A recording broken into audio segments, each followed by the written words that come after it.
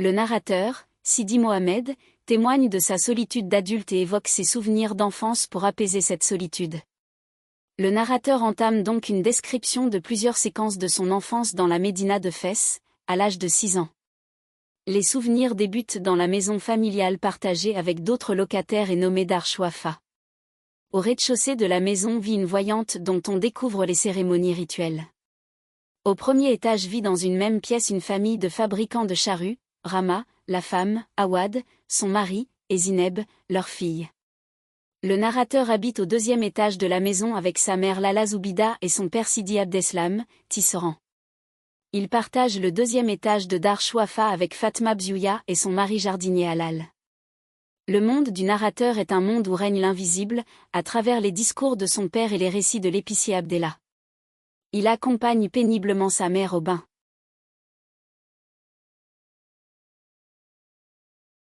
Sidi Mohamed est scolarisé à l'école coranique, le MSID, qui est un monde hostile et donc une épreuve difficile. Cette nuit-là, le narrateur a passé une mauvaise nuit et le FQ, qui s'en aperçoit, lui suggère de rentrer chez lui. À son retour, pour le déjeuner, il trouve sa mère souffrante. Lala Aïcha, ancienne voisine et amie de Lala Zoubida, vient leur rendre visite. Ensemble, ils se mettent en chemin pour le sanctuaire de Sidi Bougaleb dont ils font une visite, en nous présentant ses rituels.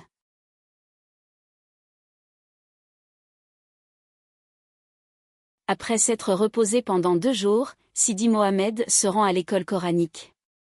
Zineb, la fille des voisins du premier étage de Dar Chouafa, disparaît et toute la maison fait preuve de compassion à l'égard de sa mère, Rama.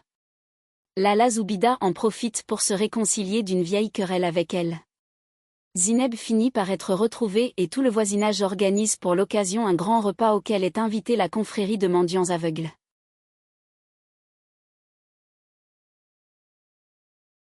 Au début du printemps, Sidi Mohamed et Lala Zoubida rendent visite à Lala Aïcha. Les 2 femmes passent la journée à se raconter leurs histoires de vie. Une fois rentrée à Dar Chouafa, Lala Zoubida relate à son mari les soucis d'argent que rencontre Moulay Larbi, époux de Lala Aïcha, avec son associé Abdelkader. Le narrateur, lui, vogue dans son imagination et ses pensées mystérieuses.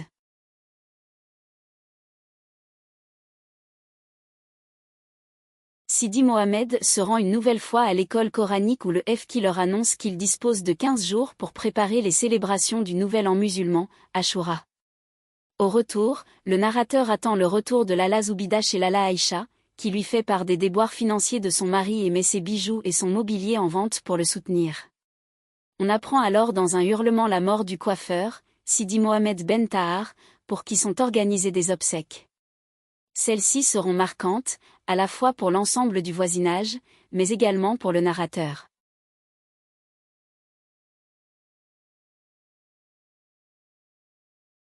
Les célébrations pour l'Ashura sont intenses à l'école coranique et Sidi Mohamed est fièrement nommé chef des frotteurs par le FQ.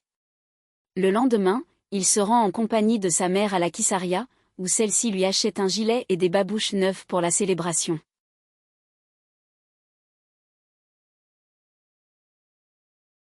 Deux jours avant l'Ashura, les derniers préparatifs vont bon train, tout comme les premiers essais d'instruments. Le lendemain, Sidi Mohamed accompagne son père en ville et relate son expérience déplaisante chez le coiffeur, Sidi Abderrahmane. Ce dernier raconte à l'oncle Ahmad le mariage de Sidi Ahmed avec la fille du notaire, Sidi Omar. Le lendemain, jour de l'Ashura, tout le monde se lève aux aurores pour une journée entière de célébration.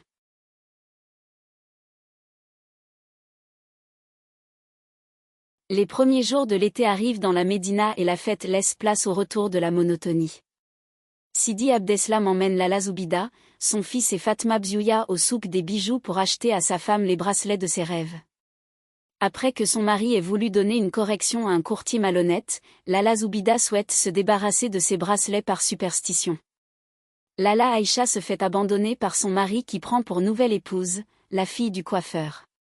La santé du narrateur se dégrade fortement.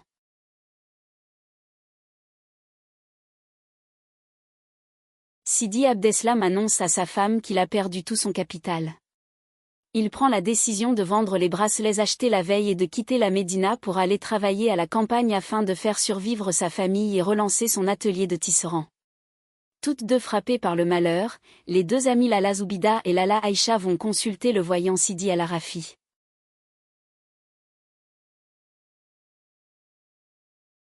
Le narrateur est impressionné par les talents de Sidi Al-Arafi dont les prédications rassurent les deux femmes.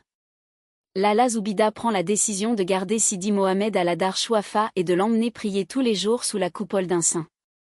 Les prédications du voyant se réalisent lorsqu'un messager vient leur rendre visite pour leur donner de bonnes nouvelles de Sidi Abdeslam. Le mari de Lala Aïcha rentre au foyer.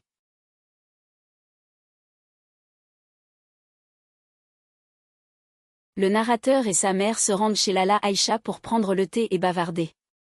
Salama, qui avait marié le mari de Lala Aïcha avec la fille du coiffeur, leur rend visite pour se confondre en excuses.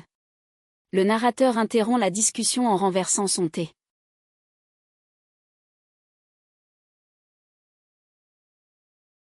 Zineb apporte la nouvelle du retour au foyer de Sidi Abdeslam, que le voisinage accueille avec ferveur.